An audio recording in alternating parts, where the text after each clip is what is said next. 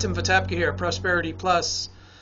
In the world of mergers and acquisitions, we recently had a deal involving the sale of BCA, or Business Copy Associates, to a company called UBO.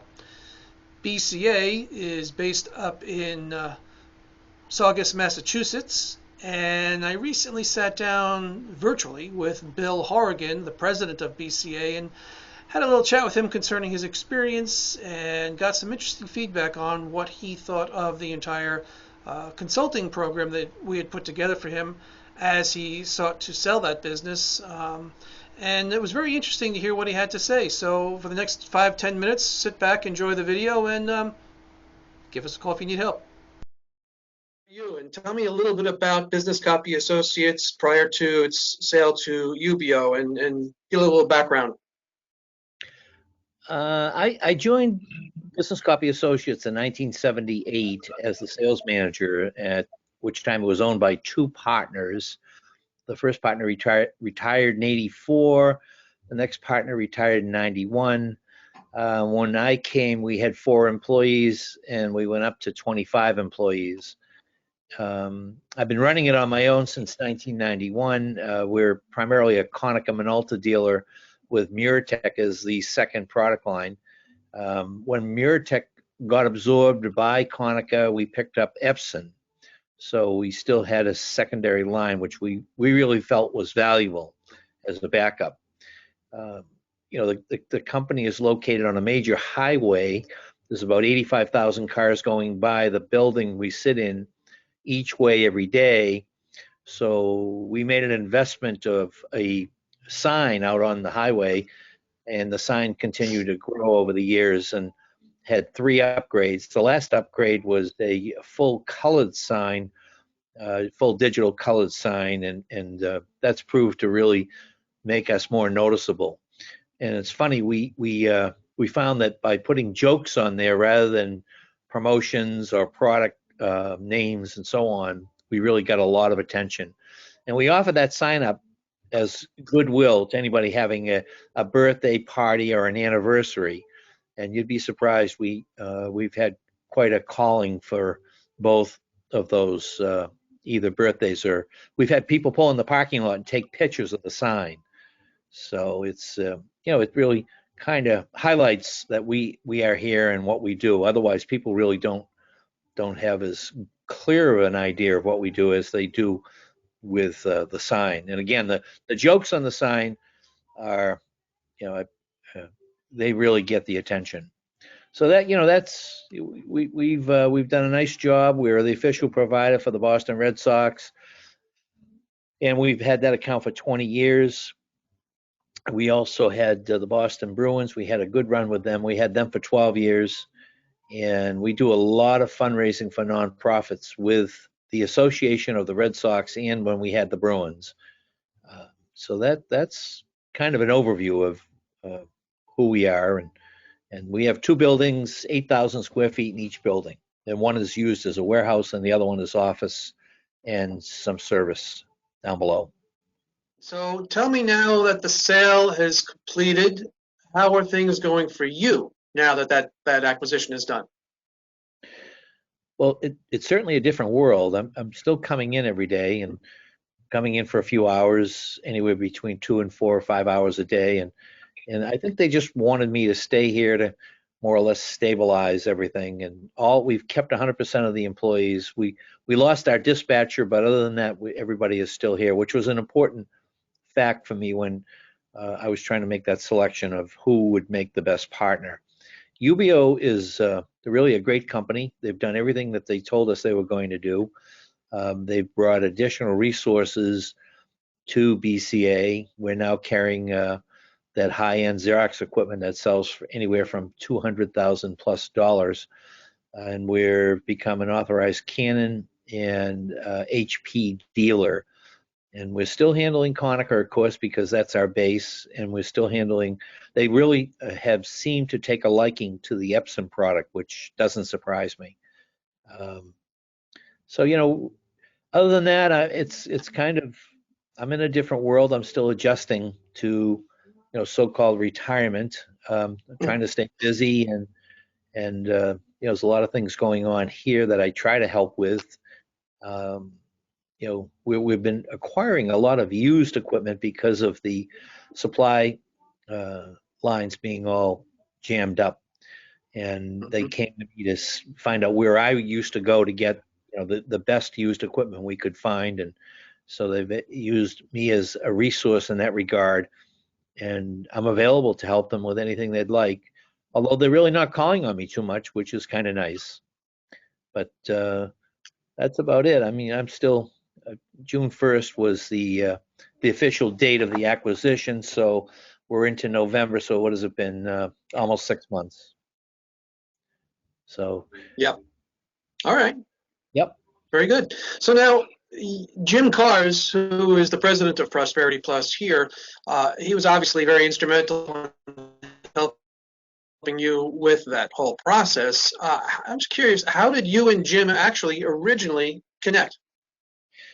I connected with Jim probably 20 years ago through another dealer. I was on a trip, and the dealer was in Connecticut, and I'm sorry to say I can't remember his name, but he had handled the sale of his business, and I found it interesting. And I reached out to Jim, and we started talking, and we developed a relationship over the last 20 years. He was very, very essential in the sales process of BCA, and I would highly recommend if anybody is ever entertaining, the marketing of their company, you really need a broker. You can't do this alone. It's not, my background is sales, and I think most individuals in a medium or smaller size company, that's where you're going to find that the leader of that company's background is. And I'm not, I couldn't have done this without Jim. Jim really um, lent his expertise to this whole process with the understanding of the numbers and the consequences of the different numbers of a stock sale versus an asset sale, and he helped in the negotiations. He helped with the valuation of my company. So he not only was very instrumental, he was a great asset.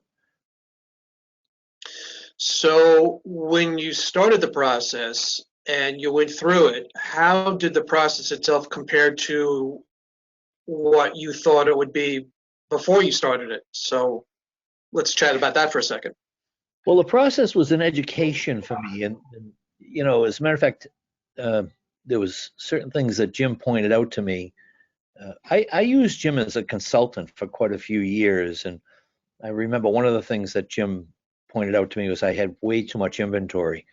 Um, for a company my size, I had too much uh, too much capital tied up in inventory. And I think what happened is once we got the second building, we said, "Oh, okay, now we can buy 50 machines at a time," and which obviously has value. But I mean, if you're sitting on the machines 9 months or 12 months later, you've lost the advantage of buying at an aggressively priced Sure. concept.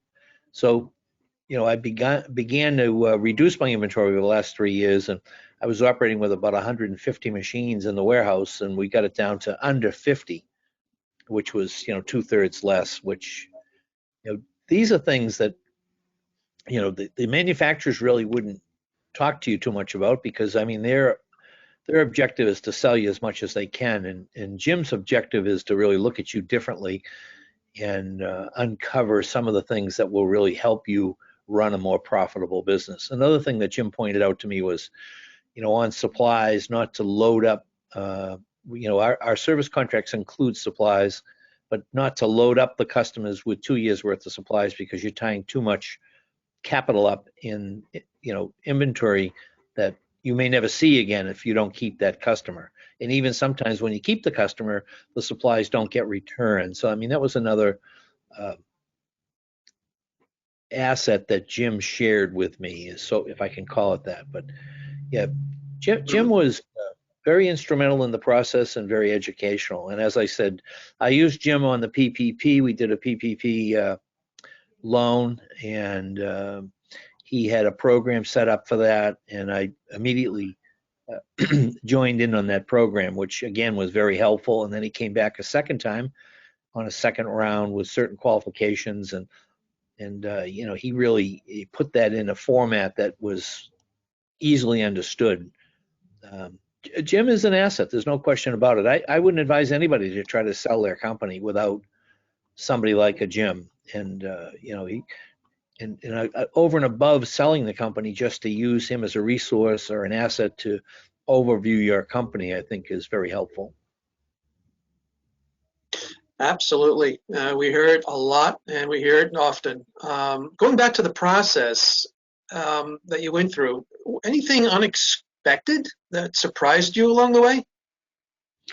The amount of detail is incredible. Lots and lots of detail, and the right way to put the detail together and the wrong way to put the detail together. That was just an educational process. We needed to put it into an Excel spreadsheet, which I didn't do at first. And then I went back and to re-enter all that information. We went through this process more than twice, but twice with UBO, because when we were with UBO the first time around, the pandemic struck in February or March. And so everything went quiet until the fall. And then UBO came back and was still interested and did not change the numbers. That was a qualifier for me that, would not be a COVID sale, so to speak. And they came back. And another thing, anybody that's considering something like this should be aware of, it takes time. This is not something that's going to happen in 2 weeks or a month. This took the better part of 6 months to really finally put it in its final form. So be prepared to spend some time, and it's the gathering and the input of the information which really is critical in the valuation of the company. That was a surprise. Yeah, this is not a control shift Y operation when you're getting involved with it at that level. I totally get that. Yeah. Yep. You kind of touched on it a minute ago, and I wanted to come back to it. Is if you were in a conversation with someone and they're talking and they're mulling over, or as you said, entertaining the idea of selling their business, what advice would you offer them in that situation? Well, the first thing they need to do is get somebody other than themselves to put a value on the company. And their most principals, I wouldn't imagine, are adequately prepared to do that. And their opinion of value probably is, no question, is biased. So Jim was involved not only in the sale of UBO, of BCA to UBO, but we've acquired 3 or 4 small companies over the years, and that was the first person I would go to put a value on these different medium to smaller size acquisitions. So I really developed a pretty good relationship with Jim over that time, and part of any relationship is trust. I trusted Jim to put a very fair value on those different acquisitions.